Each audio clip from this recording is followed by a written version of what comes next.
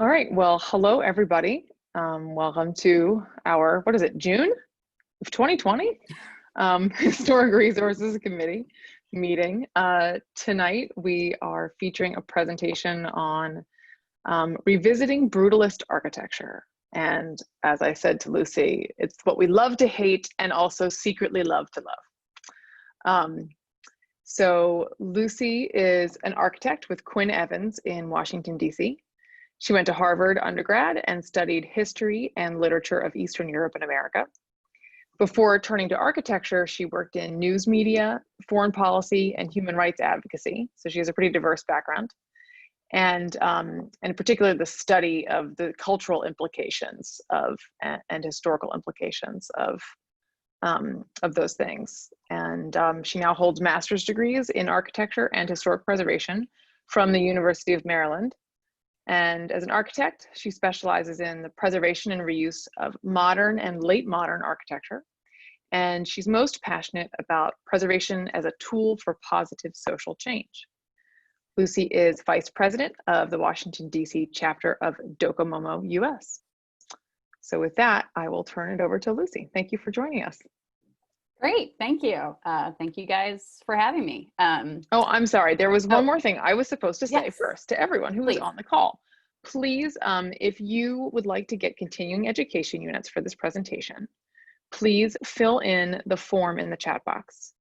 And in addition to that, I believe the deal is that will be, if you have questions at the end, if you'd like to submit them via the chat box, then I'll moderate the Q&A at the end. And Margaret's telling everybody what to do in the chat box right now. So just do whatever Margaret says to do. Okay, thank you, everybody. Go ahead, Lucy. Thank you. Yeah, no problem. And yeah, please interrupt if anything else comes up or you want to chime in. But yeah, thank you guys for inviting me to join you all tonight. As Sarah said, I've got Maryland connections, but I'm down in the DC area. So it's nice to be invited to chat with folks in Baltimore. So tonight I'll be walking through my take on why I think it's worth preserving brutalist architecture, finding ways to reuse it, depending on the situation, and also the challenges that face that effort.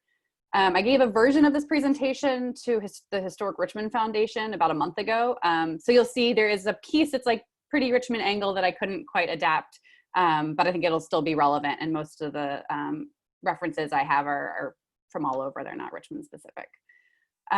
So tonight I will be drawing on my own projects, but also work done by my colleagues at Quinn Evans, as well as some of our engineering consultants, and also work by academics like Amber Wiley here out of Rutgers.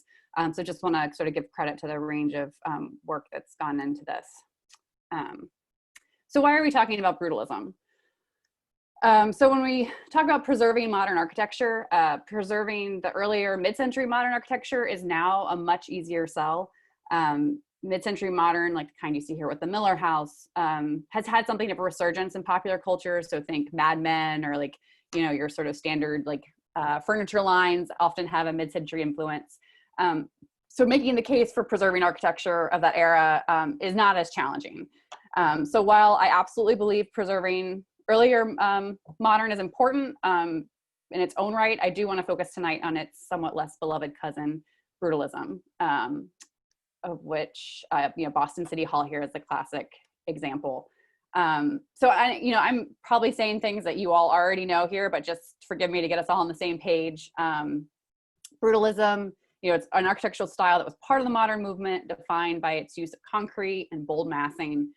And it has not a great reputation, at least in the public eye. There are certainly big fans of it, myself included, but it's generally not loved so much by the public. And the name brutalism itself doesn't really help things. It is worth noting that the word brutalism is not from the word brutal, but rather from the French béton brut, which means raw concrete. So think brut like champagne, not like brutal, if that helps with your association. There's even a Boston-based movement to retitle the entire movement Heroic Architecture. I think partially as a sort of a PR effort, but also they have a whole premise upon which they base that we could talk about later if you're interested. So as brutalist buildings age, they're often slated for demolition and replacement, like the Mechanics Theater, as I'm sure you all know, in Baltimore, which was torn down a few years back. And when they're not demolished, they often suffer from demolition by neglect, which, these are all problems facing buildings of any era. But it's extra hard when these buildings aren't very popular to even get attention to the problem. But I'd argue that these buildings are valuable for three main reasons: for their architectural significance, for their connections to the community, and for our climate future. So in terms of their architectural history, Brutalism represents an important, even if flawed, period in our architectural history and our broader history. As a movement, Brutalism was defined by high aspirations. So it was all about an honesty of materials and these bold forms.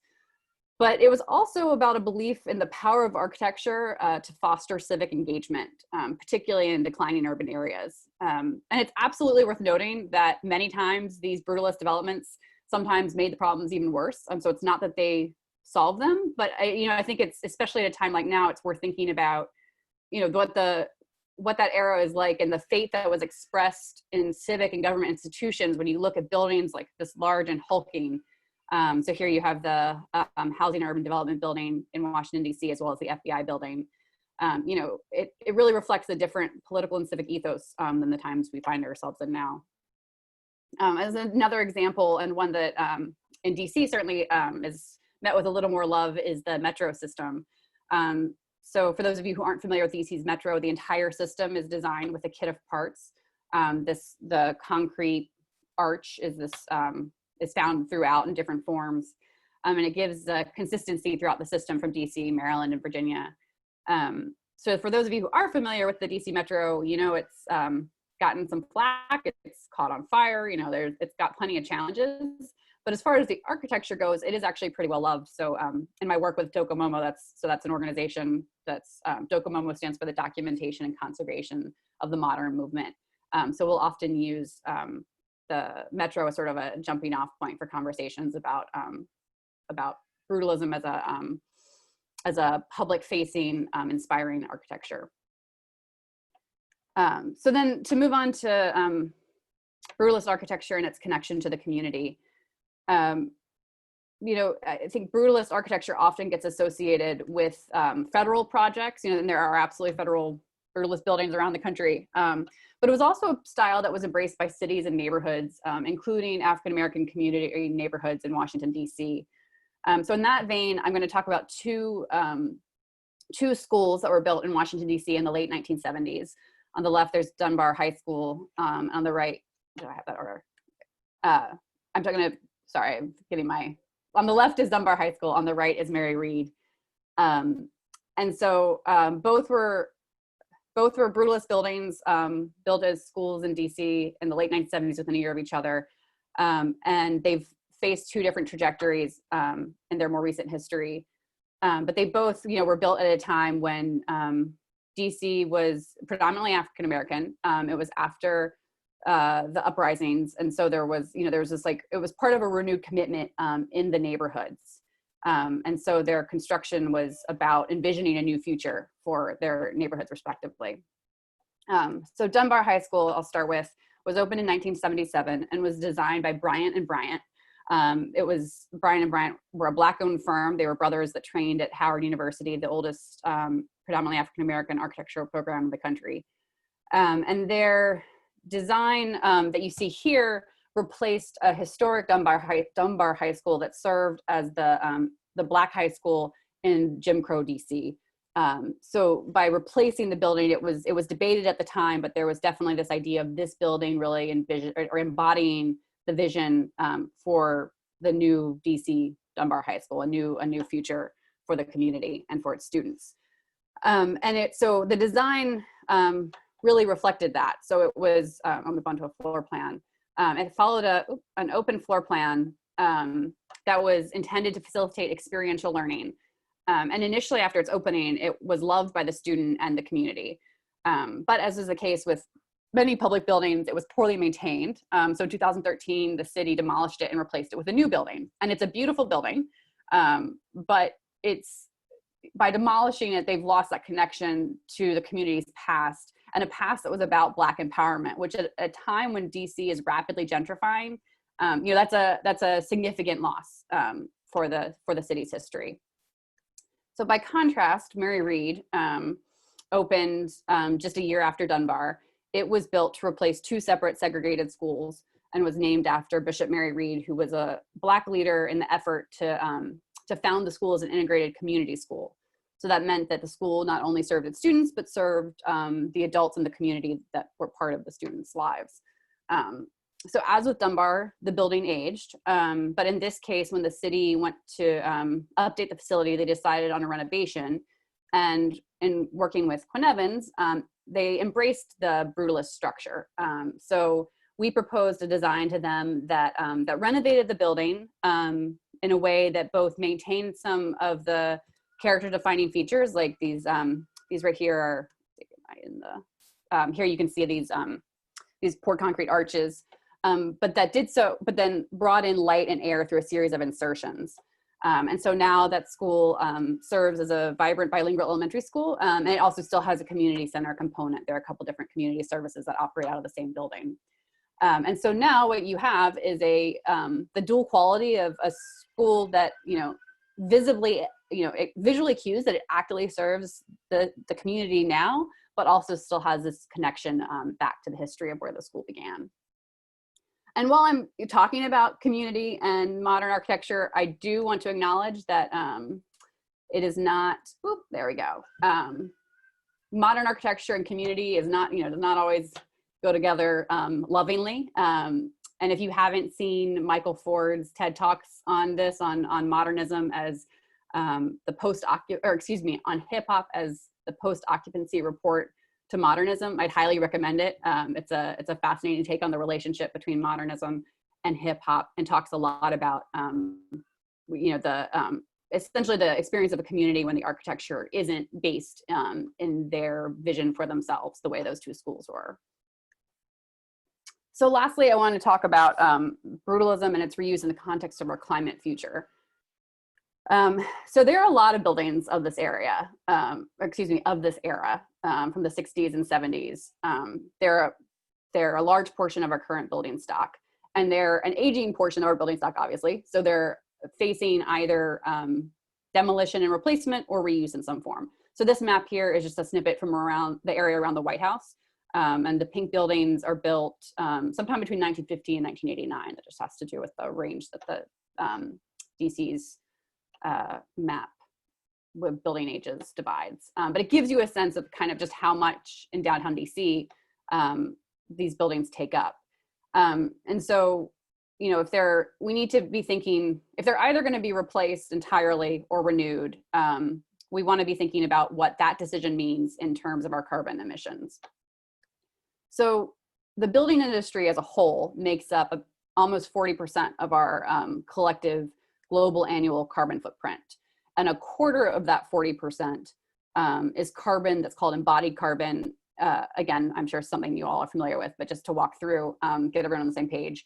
Embodied carbon is the carbon that's released when you're actually building the building, making the materials for the building, transporting them, construction, all that.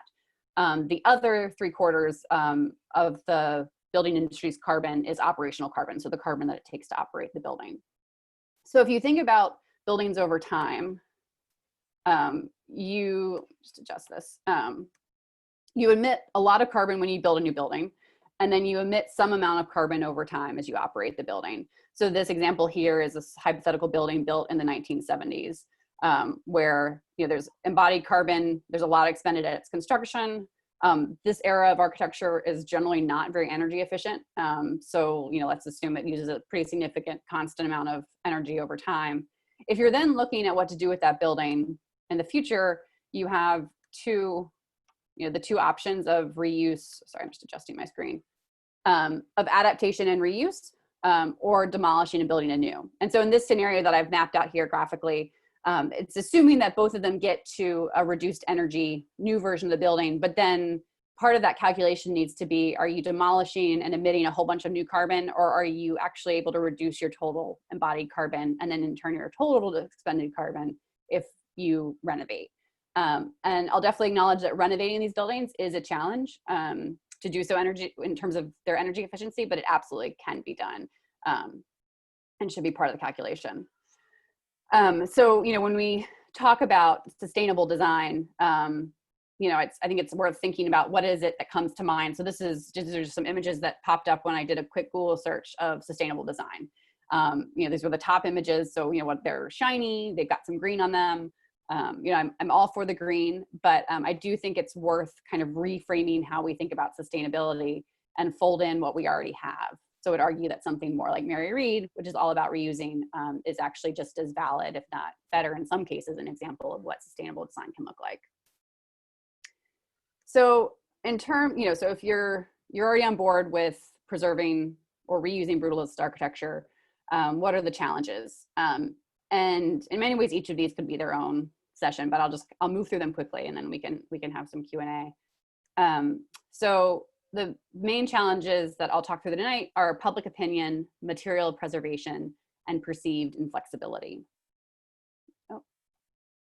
So in terms of public opinion, I think this is really the biggest challenge for this era of architecture in particular.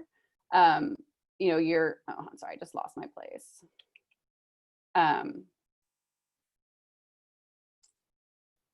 So it's not a very popular style of architecture. So you might think, if people don't like it, why bother saving it? To which I could say, what I talked about earlier about it's important for its architectural history, it's the right thing to do. Or just to game things out a bit, we can play around of which city hall. So this is the interactive portion of the evening. It's also the Richmond specific portion, but it won't take long to catch you all up. So on the left, we have Old City Hall in Richmond, Virginia. So this was a city hall built in 1894, and it operated as Richmond City Hall for several decades before it was replaced and was slated for demolition in the 1960s.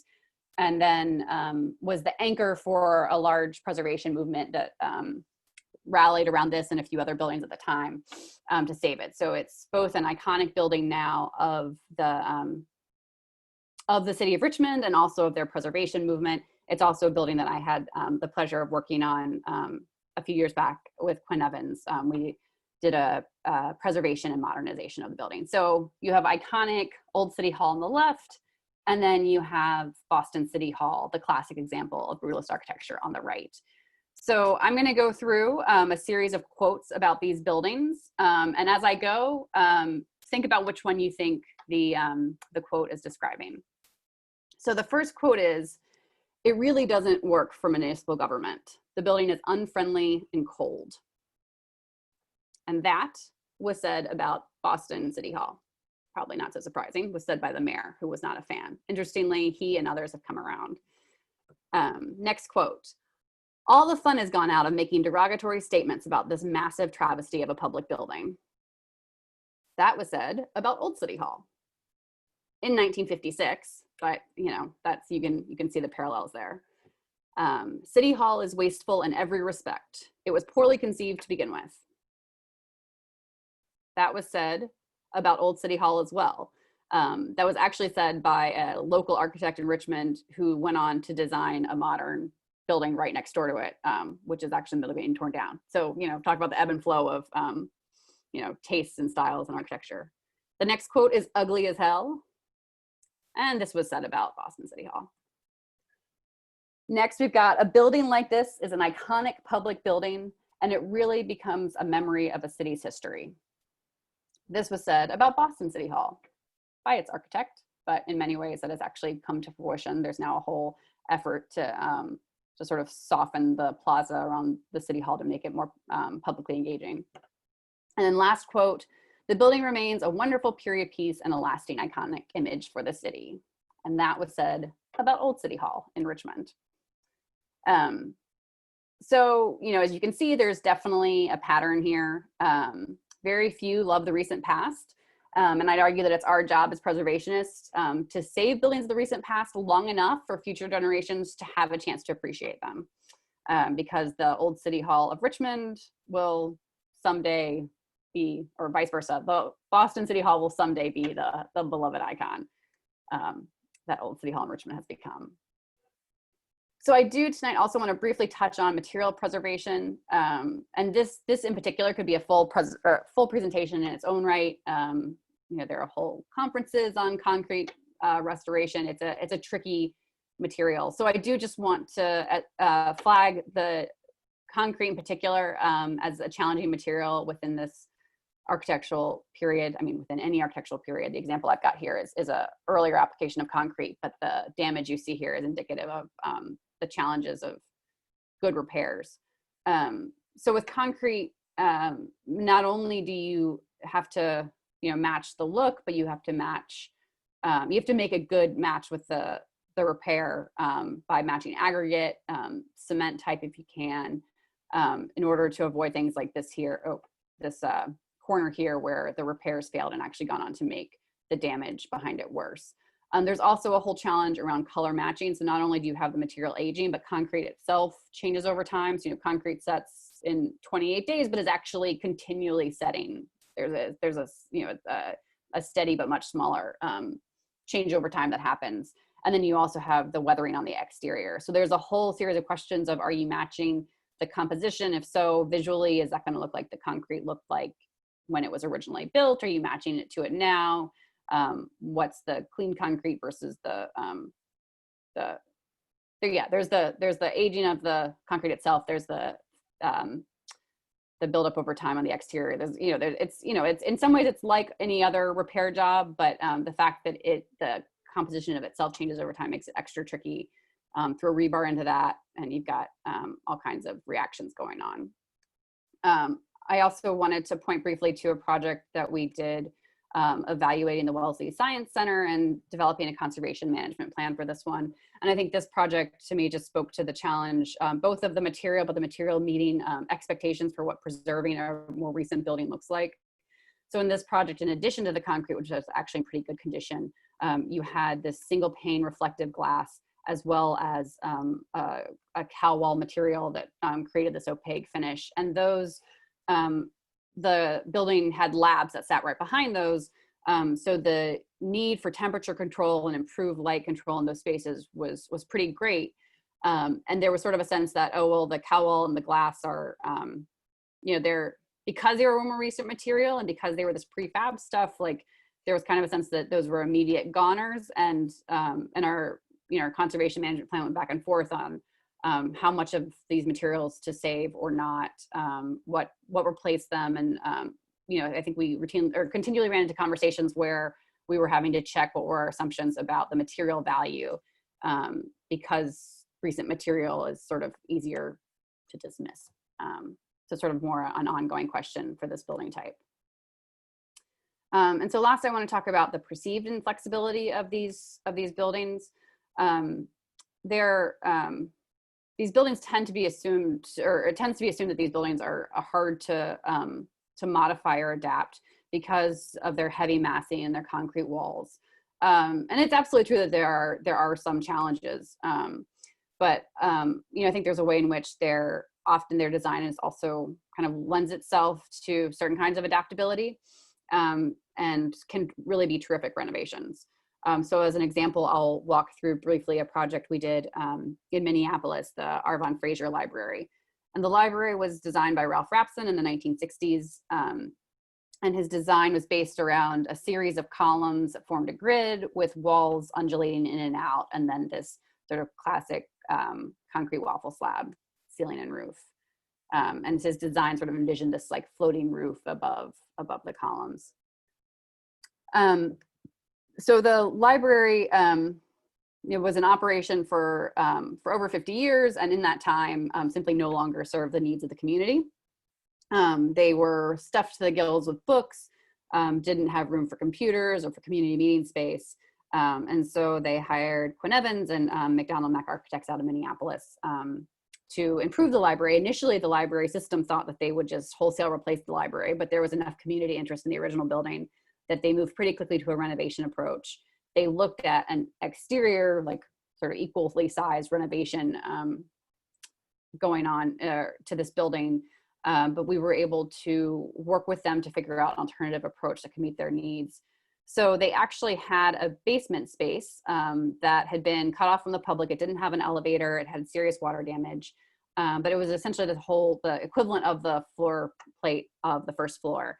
And so we were able to work with them to get behind a design where we'd extend the library down into that basement, providing the elevator, but also providing this large opening in the middle of the first floor down that worked with the skylights, the original skylights above, so that they were creating basement space, but basement space that really didn't feel like you were in the basement, that you could, from the basement level, you can look up and see the sky above, the natural light comes down into there. And then the finishes were bright and light to amplify that sense.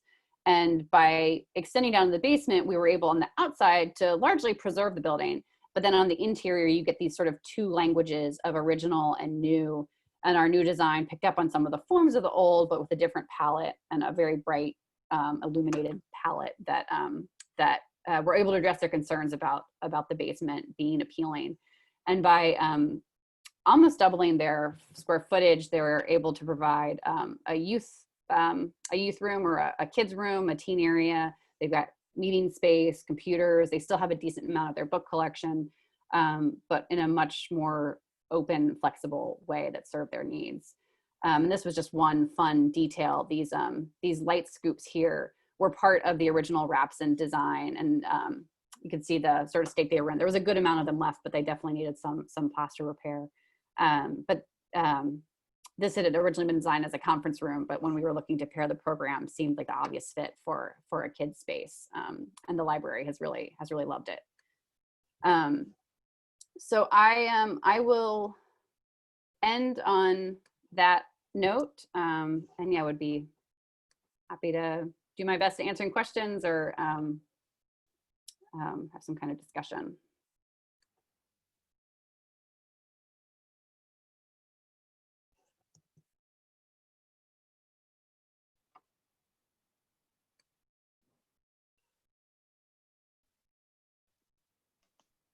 Okay. Thank you very much, Lucy. That was great. I mean, it was great. Particularly, there were some great local examples, including the mechanic here in Baltimore and the DC Metro. Also, it's great to see all those Quinn Evans projects featured. Wow. Naturally. It makes me think about just how much, and when I went to architecture school, I didn't have a very big appreciation for modern architecture in general. I liked old buildings, which is why I'm on this committee. But then after going through school and studying them and learning more about them, it really helped enhance my personal appreciation. And it just reminds me of that, like the more that you know about something, the more that you can find to appreciate it. I'm thinking about how, as we talk about sustainable design now, and you mentioned the link between preservation and sustainability, and you're sort of preaching to the choir in an extent. I mean, that's a huge part of our focus. I think that you're going to find lots of like-minded people in this group, and how much flexibility is and solid energy efficiency and comfort are key in how people feel about architectural styles in the future. Because when you can accuse a building, whether it's, that was a great exercise about Boston City Hall versus Richmond City Hall, and who said what about what, because at different times you could accuse them of the same things. And it is really, it's so key that we design flexibility into our buildings and that we design them to last, and how the material and the durability of the materials really affects how we look back on an architectural style. Because raw concrete, even though there is certainly a beauty and an aesthetic to it when it's originally cast, it doesn't age well, right? It's certainly a challenge. It stains. It starts to look shabby, and that has really affected how we look back on brutalism. So anyway, okay, so we will get to thank you for those of you who have submitted your questions in the chat box, and I will start to read them for Lucy to respond to. So I guess, well, I don't know. Do we want to do this as Lucy response to the questions or have a group discussion, which seems Yeah, to I was maybe gonna be say I actually would. Yeah. I would, if nothing else, would love to hear kind of the group, hear a bit about what the conversations were like when Mechanics Theater was being torn down, and then more broadly, kind of, I sort of have snippets of a sense of brutalism in Baltimore, but I'd love to hear kind of that piece. Yeah, well, I would and then also hear other suggest- folks on some of these questions that people have brought up here. Yeah, all right. Well, I suggest too, I think, I don't know if who the host of the meeting is, some Nathan or Margaret or whoever, that we let people unmute themselves for everyone to respond to the questions as we address them. And yeah, one everyone thing is unmuted now, or can unmute themselves. So if you want to Great. chime in, go ahead. Great. Hold on. So this is where I want to see gallery view. Sorry, I'm just being Good point. a Zoom dummy. Because we use GoToMeeting most of the time. Oh, I can do it. Oh, I did it. Good for me. Okay, it's not all about me. One thing I want to say about the mechanic, I think that the demolition of that building occurred not too long after I moved to Baltimore. So How are you? I'm all right. How you doing? Oh, this is the downside of the unmuting. right. Well, I got news for you. We're all. Let's mute. There we go. Thank you. One thing about the Mechanic Theater in Baltimore is that it was designed to be seen from street level or plaza level, because it's part of an integrated series of plazas. It's right, Lucy, you may know, it's like only 2 blocks south of where the Quinn Evans Baltimore office is. But considering that it is in downtown Baltimore, it was very often seen from above, from taller buildings. And from above, it looked like a mess. There's a lot of flat roofs, a lot of different shapes all messed up together. So it lost the favor of the downtown businesses because they were looking at it from above, and it wasn't designed to be looked at from above. Rarely. How many buildings are designed to be looked? We don't really think about that. But that's just one aspect that I've come up with in my study of Charles Center. But anyway, okay, so now let's get to some questions. So Bill was asking about what do people think should happen to the FBI building in DC? And Lucy, you had a picture of that if you might want to. Yeah, sure, I go back to it. Yeah, and that actually, our office did a determination of eligibility for it. It's been a while now. I'm trying to think how long ago that was. But it was at a time when, I'm actually forgetting its age at the moment as well, but it was being considered, we were evaluating whether or not it would be eligible ahead of the 50-year rule. And at the time, our team that worked on it did not deem it eligible for the National Register of Significance enough to be an exception outside of the 50-year rule. Okay, so 75. So I guess we're coming up on, if they don't do anything with it, it will fall within that 50-year. But yeah, it's a tough one because it's a situation where there's the architecture itself, which gets a lot of flack, but it's as much the problem of the program in the location that it's in as the architecture. It was the original concepts, envisioned having that whole plaza and ground floor filled with retail and stores and cafes, but the FBI was never going to let that fly. And so what you have instead is functionally a moat and a vacant plaza that the building,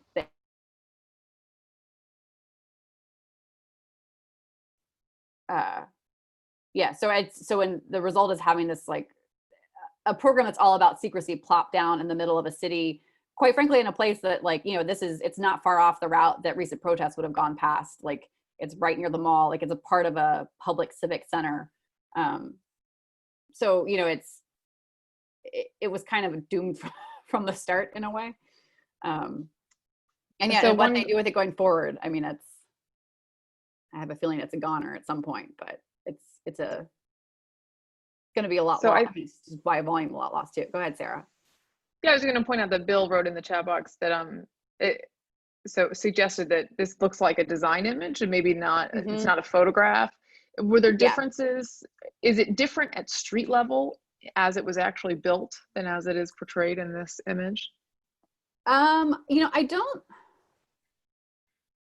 The grids must on the be. building on the upper Right. levels are not there as built. Yeah,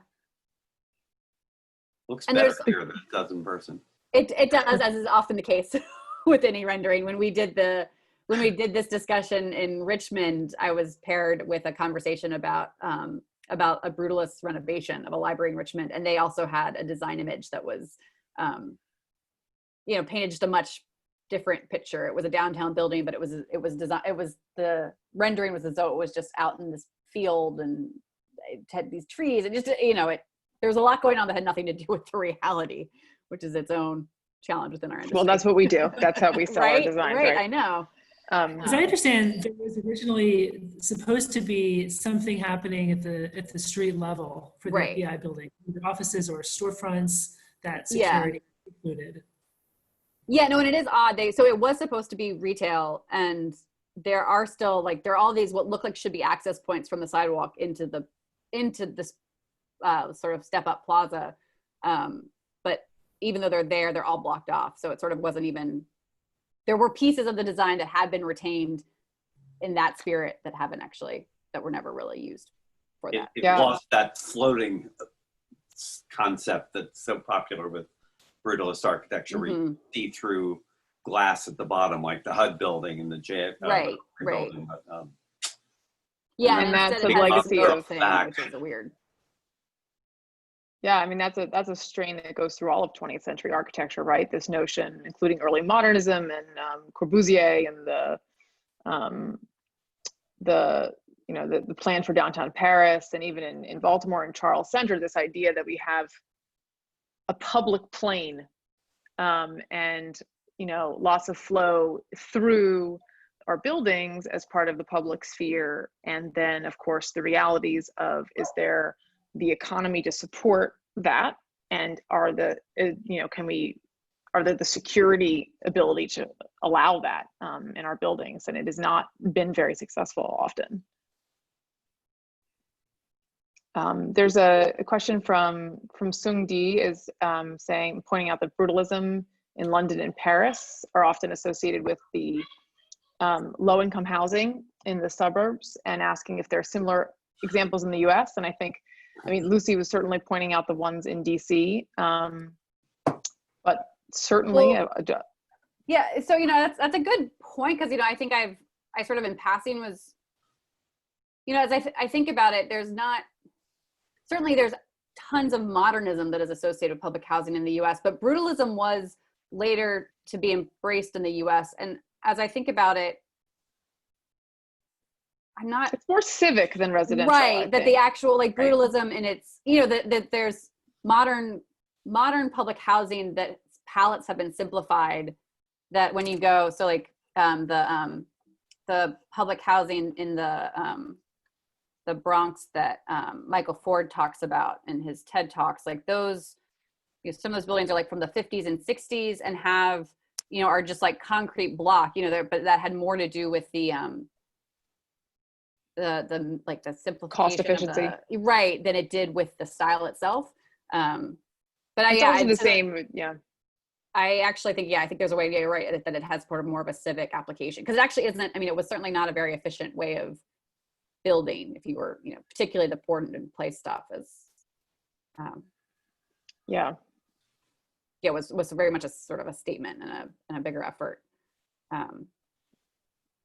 So another question from Megan, sorry, I know I've met you, Megan or Megan at Preservation Maryland, is about international examples of places rallying behind brutalist buildings.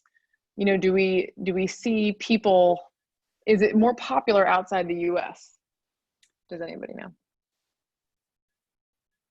Yeah, I'd be curious to hear. I know Docomomo as a organization did start, it started in Europe and has chapters around the world. So certainly in terms of the architectural community, there's an audience and a following for it globally. There's amazing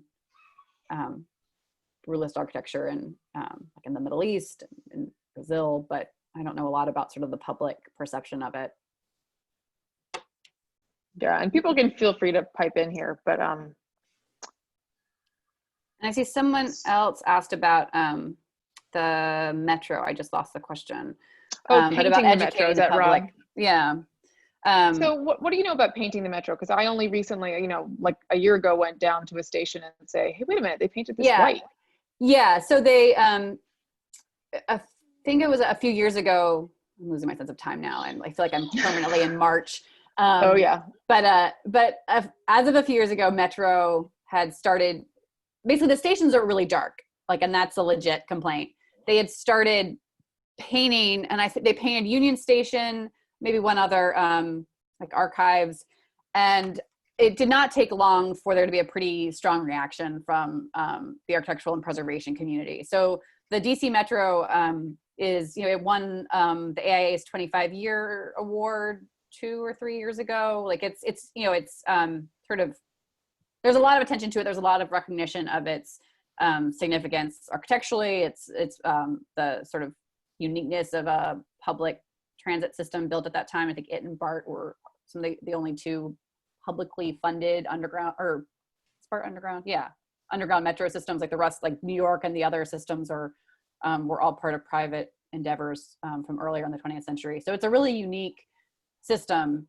And so when they started painting it, there was a lot of attention and backlash. Docomomo, both US and our local chapter, wrote arguing for essentially for not painting it, but for finding other ways to address the problem.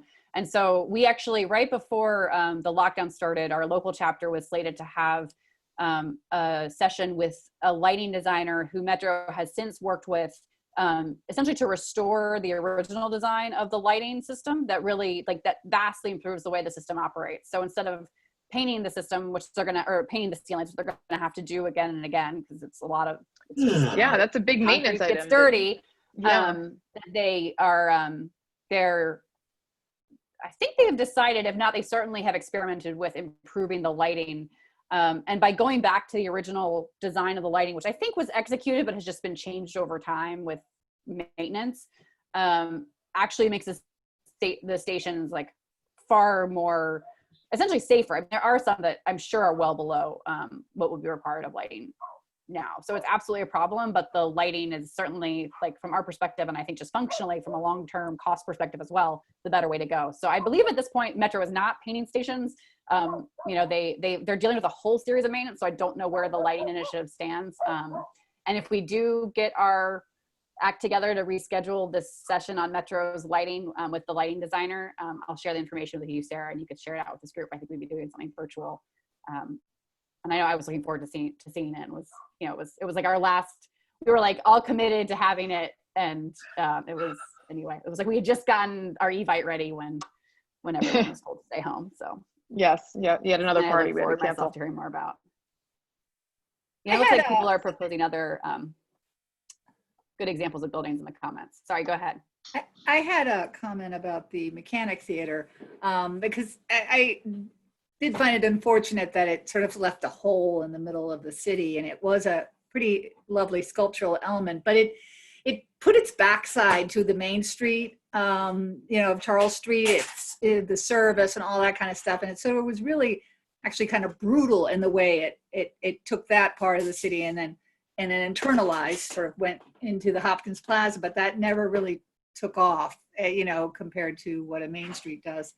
So, but I heard something the other day that I thought was sort of unusual, or I didn't realize that there was a large theater building that was in the Howard Street area that Morris Mechanic made torn down because he didn't want the competition from that theater. And when they took down the Morris Mechanic Theater, I wasn't sure if the writing went on the wall when they renovated the Hippodrome, because they basically were saying that this Brutalist building is too constrained to have the big productions we want. We want to be over there. So I just thought it's interesting how even theater and such, how it's like, we're only going to do one of these things, and they can't find another use for that unusual space that it created. Well, Which that's sort of a Baltimore market problem, right, Jillian? Yeah. I mean, that so far at the moment, we only have enough of a market to support one major. I mean, well, because they're like the Broadway theater. I mean, they were doing the touring shows, right? That's what the Hippodrome does. We do still have local theater companies like Center Stage and Everyman and everything, but yeah, the market wasn't there for multiple houses. Yeah, I just thought it was interesting. One, like the historic renovation of one ended up doing in the, the more recent building. Just the way that things flip flop like that, how you're able to manage. Yeah, it is humbling looking at I feel like at the recent past in particular, because it's close enough to the decision making we go through all the time that, I mean, obviously like every building, how long it lasts and how long it's loved, that's going to be part of every building. When you're talking about buildings that are sort of newly historic, it sort of gives you pause about how decisions are being made for the buildings we work on now, and what's, when we talk about things either being civically minded or flexible, what is that, how do those things last? Like, what is that going to mean in 10 years? Or, you started off by talking about how it sort of didn't connect to the main street. Like, I feel like now a theater would never think of doing that.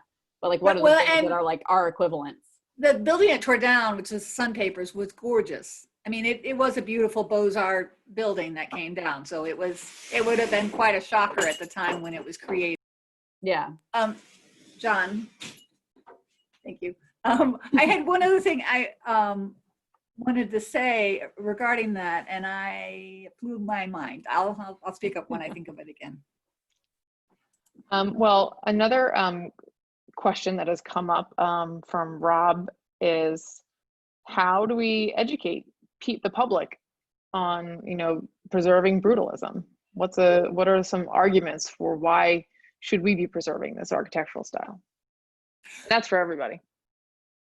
What strategies have you discovered in your work? Well, I just remember what it was I wanted to say, and it sort of ties with this. I do reviews for the school system, and basically anything that's before 1960 requires a Maryland Historic Trust review. It was at that time that was created was a 50-year. But that 50 years has been creeping up, and we have been now passing through the 70.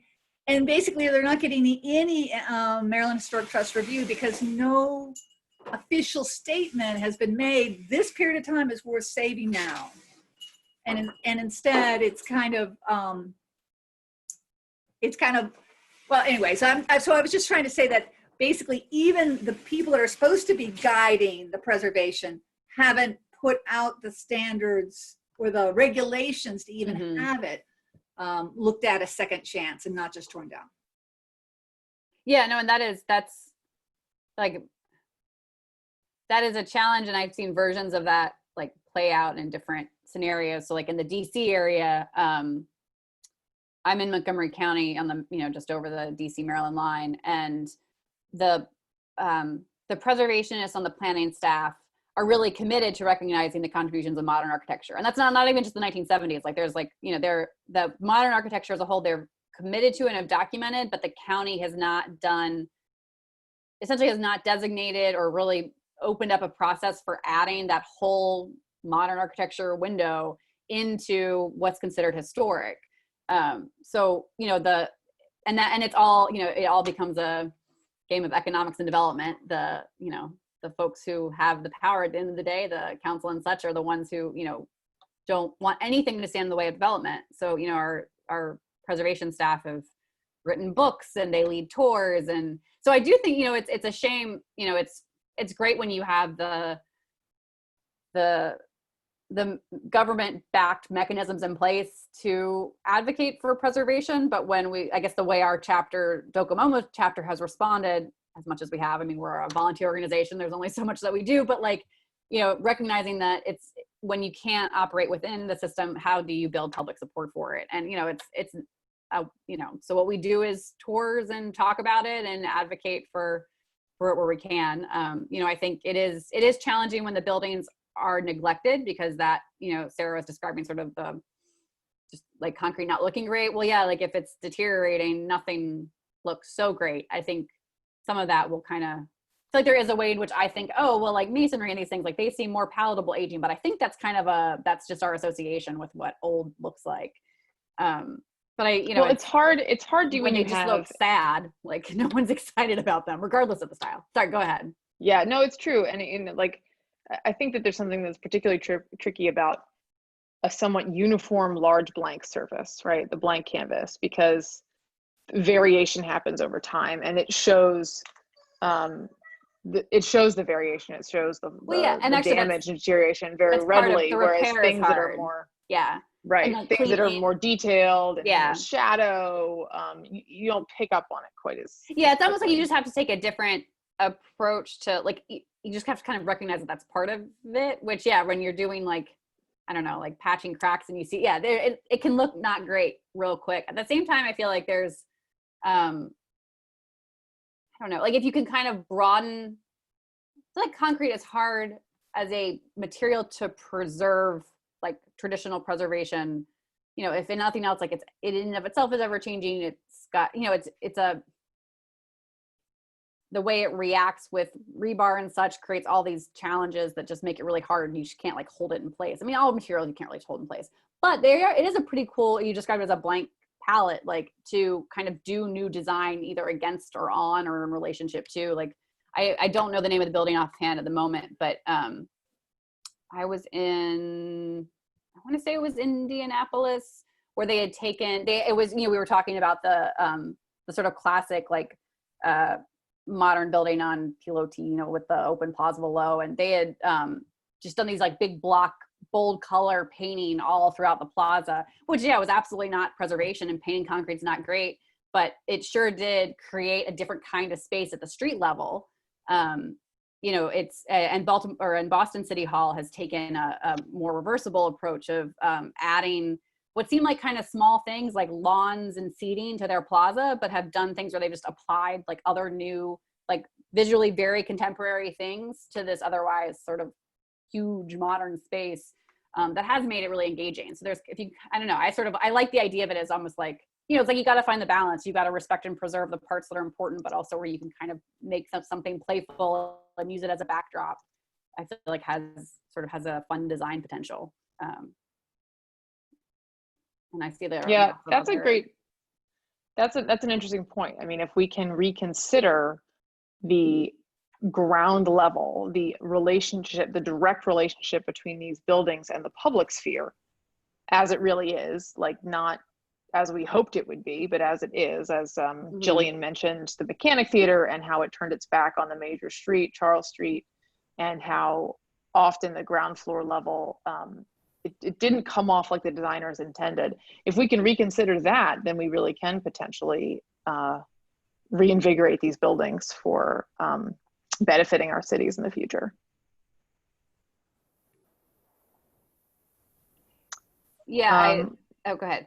There was another topic. I was just saying, so in terms of other challenges of renovating the buildings and concrete, there was sort of an idea, I think I heard this on a 99% Invisible. They did a great series on, or did a great episode on Brutalist architecture, and they re-aired it with, I'm terrible with names, with the passing of the architect who was a student when he designed Boston City Hall. He passed away. He was one of the early COVID victims. I'm forgetting now.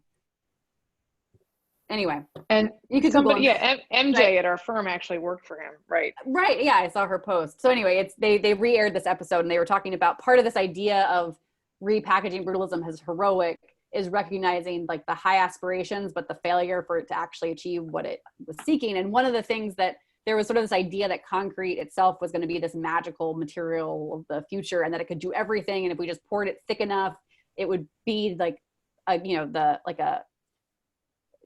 thick concrete wall would be all the thermal protection we would need. Well, if you look at them now for energy efficiency, they're like just a concrete wall is not going to cut it. So you do have to, like, as we've looked at reusing buildings of this era and creating more energy efficient renovations, it is tricky to work with because you also can't, if the whole outside, you're stuck with an inside modification to the wall if you're trying to preserve the outside's look, which, you know, often, at least in the context we've looked at, it works where the inside is not attempting, isn't retaining that concrete finish. You know, there are obviously cases where that is what they're going to be trying to go for. You know, there's also just the glass is always a challenge. But I feel like there's a way in which that's a little simpler. Like, it's going to be expensive if you're looking at replacing a bunch of single pane, you know, big windows inset in a concrete frame, but at least there's sort of a straightforwardness, whereas the concrete does kind of like that they were using it as this, like, oh, it in and of itself is all we need. Like, that's partially why it's really hard to work with. So yeah, it's tough when cheapers. Exposed is the aesthetic for the outside Right. and the inside. Right. And you're like, oh, that's lovely. One has to give, right, to make it efficient. Right. I thought part of the other thing that was difficult is there was not a thermal break. So right. Yeah. Even if you do insulate the inside, you still have like the structure of the floor going straight out and bringing in all the cold or whatever. It's because you don't have a true thermal break in a lot of those.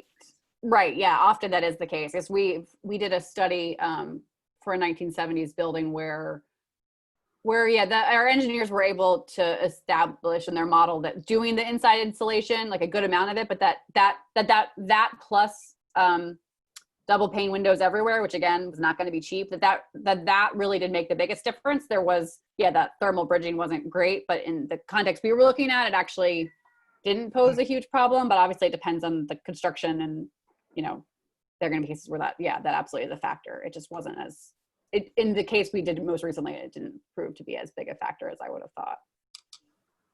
I also, because I always have to deal with the fact, at one point the state used to look, less favorably on just ripping down and replacing for schools. And, but there used to be some arguments that would come forward and say, we absolutely cannot work with dock planks. It just costs way too much. Nope, building has to go, so it was like the whole structural system made it impossible to actually deal with renovations. So to be fair, that having done a dock plank renovation is kind of true. Right. So it is a little of the inflexibility of the material.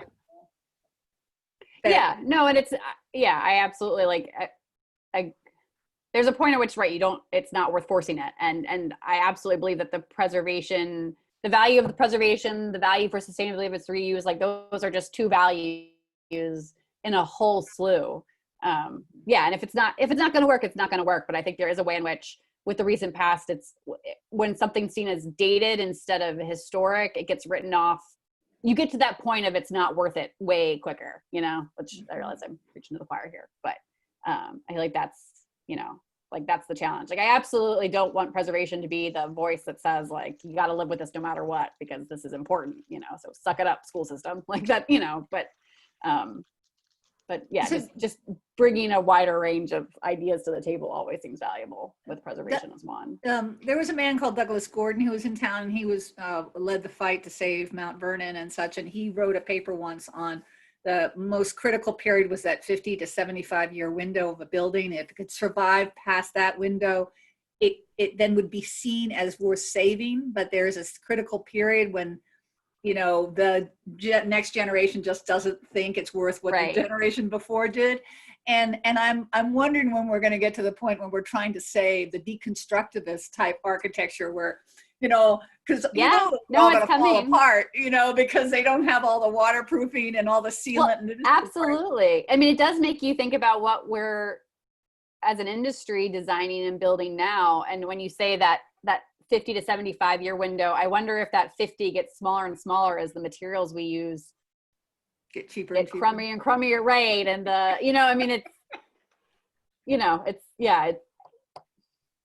it's tricky. I mean, I think that is where, like, the perspective that preservation brings to the sustainability conversation, I find so, like, engaging and energy. Like, I feel like there's just so much resonance of, like, if we're looking at how buildings age and what doesn't age well, where can we bring that into the conversation about how we build now, so that, when we talk about reducing our waste and our embodied carbon, like, who wants to be the preservationist that saves stuff that is deteriorating, or that, like, it's what are you left to preserve? And I don't know, I realize those end up being kind of two different conversations a lot of times, but And one of the things that really interests me about Brutalism, and this is more looking at the European side of it, was like in the UK, you have after the Second World War, you have London, which is so bombed out, and you have this building plan afterwards that involves a lot of brutalist architecture, where there was just this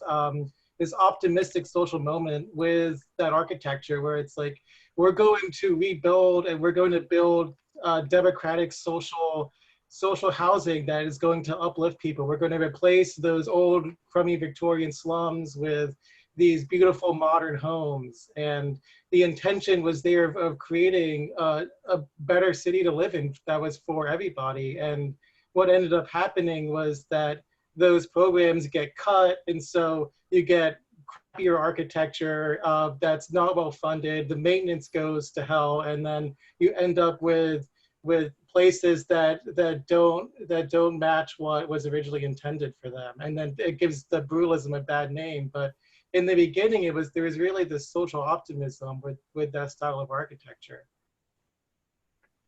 Yeah, you have a similar narrative with a lot of urban renewal in the U.S., but in D.C. the Southwest, the Southwest whole L'Enfant Plaza, like there was a whole area of pretty dense, but really,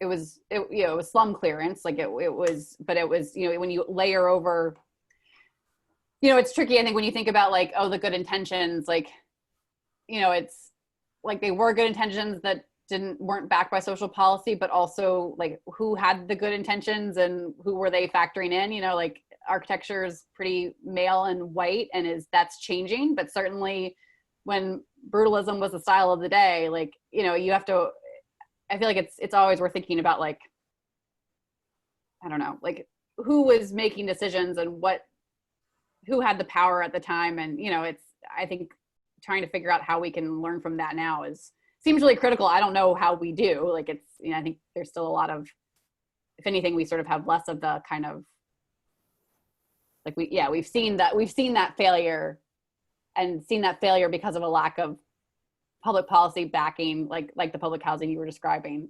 But I think it's also the original plans had plenty of issues with it too. Even though, I say that as someone who also like appreciates the architecture that came out of some of that for sure. But I think it's part of the complexity of talking about preservation of this era of architecture. Well, and really of any era of architecture. I think it's just, again, the recent past is sort of all, I think, a little more readily known, but just when you're preserving a place that was created by wholesale, not preserving anything there before, like how do you tell that story and tell it well, I think is always a challenging question. Yeah, and one thing that I've noticed with like the preservation community is that there's two sides of it. There's like the people who say, oh, brutalism isn't worth preserving. And I feel like a lot of that voice comes from people who like remember when like modernist architecture was replacing the old stuff, and they wanted to save the old stuff that modernists replaced. And now we're at this point now where this architecture is under threat. And so from that perspective, it's like, well, oh, this architecture, like to build this, they tore down this beautiful Victorian neighborhood. So why should we care about it now? So and there's a point to it. I mean, I still think it's worth the conversation. Like, I feel like at that point, the process is as valuable as the outcome. And sorry, Jillian, were you going to say something? I'm just going to reinforce what you were saying earlier, Lucy, about, you answered the question about how to create a sense of value and understanding is by telling the story and telling the complexity of the story. And yeah, there were so many different narratives that were part of that, as is true of all architecture. But yeah, that really adds to the richness of understanding that preservation is all about.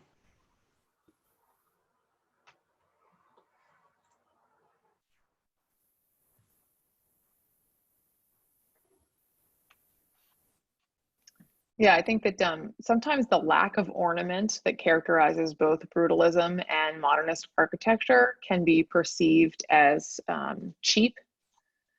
And when that's combined with poor maintenance over time, I think it's easy to see those styles, especially when it comes to things like subsidized housing or schools in disadvantaged neighborhoods. Then it's easy to associate the style with just a lack of care and a lack of good intentions. And so one way to promote the preservation of this kind of architecture is to continue to educate people about what the good intentions were, even if they were flawed, you know, even if the process was flawed, that's just part of our history now. And it's something that informs the practice of design in the present, because we are hoping to do better. So, well, I think we've probably reached the point where we should wrap up. I'll mention that at 7 o'clock, there is an event hosted by Preservation Maryland. That, let's see, I don't know if we have a link to it in the chat box, but anyway, it's about preservation as a tool for economic revitalization that in the wake of the current economic crisis. And so please take a look at that. If someone is able to post a link to that in the chat box, it'd be great. I can't do it right now. And I'd like to thank Lucy. Thank you very much. It was a great presentation. Thank you for your commentary. It was great. It was totally on topic for things that this group is interested in. Awesome. Thank you guys. It was, really nice virtually meeting you all. Sad that, we're not in person, but far better than not having opportunities for such conversations. So thank you guys. I really appreciate it. Thank you. Thank you. Thank you. All right. Well,